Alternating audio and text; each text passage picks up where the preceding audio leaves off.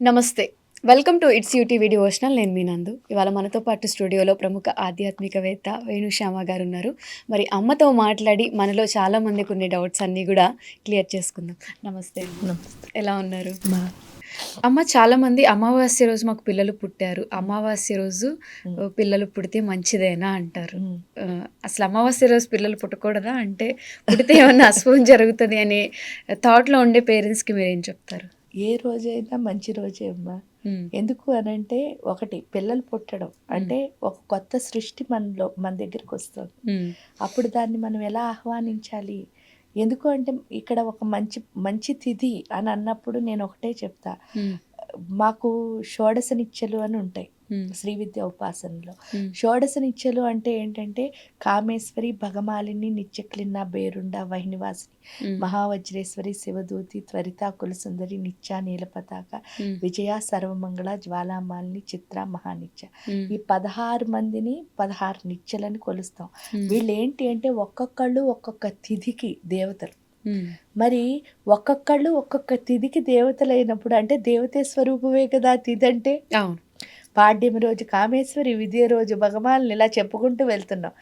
అవేంటి అంటే, నిజంగా చెప్పాలి అంటే, అది ఇక్కడ ఏదైతే ఆజ్ఞాచక్రంలో ట్రయాంగిల్ ఉంటుందో ఆ ట్రయాంగిలే 16. చూడండి, ఒక ఒక ఒక కోణం 5, ఇంకో కోణం 5, ఇంకో కోణం 5, మధ్యలో ఉన్నవాడిని మహాషోడశి అంటారు. అదే అమావాస్య.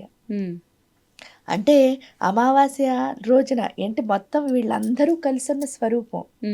అది కూడా నిగూఢంగా ఉంటుంది. ఇప్పుడు ఏంటంటే, మనకి కనిపించేది ఏదైతే ఉందో, పౌర్ణమి రోజు 16 కళలు ఉంటాయి. అది మనకి చాలా బ్రైట్గా, కాంతివంతంగా కనిపిస్తుంది. అమావాస్య రోజు వచ్చేసరికి ఏమవుతుంది అంటే, ఏది కనిపించదు.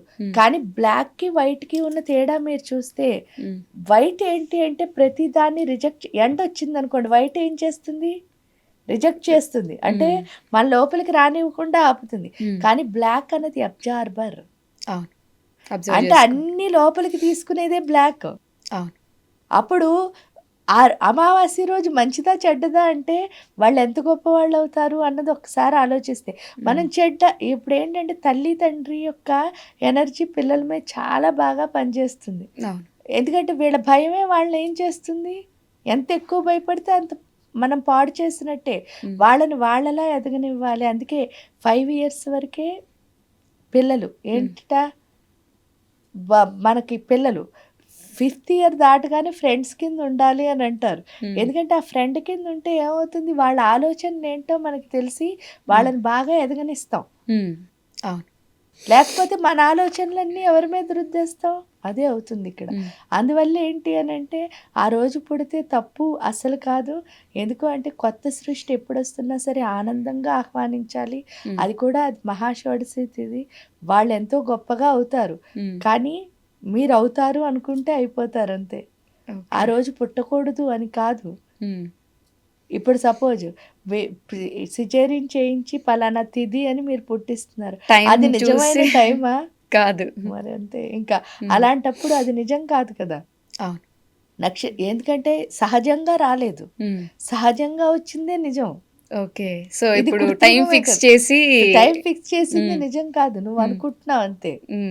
అప్పుడు ఏ రోజు వస్తే ఆ రోజు హ్యాపీగా ఆహ్వానిస్తే చాలు, వాళ్ళు గొప్పవాళ్ళు అవుతారు. అది ఏ రోజైనా పర్వాలేదు.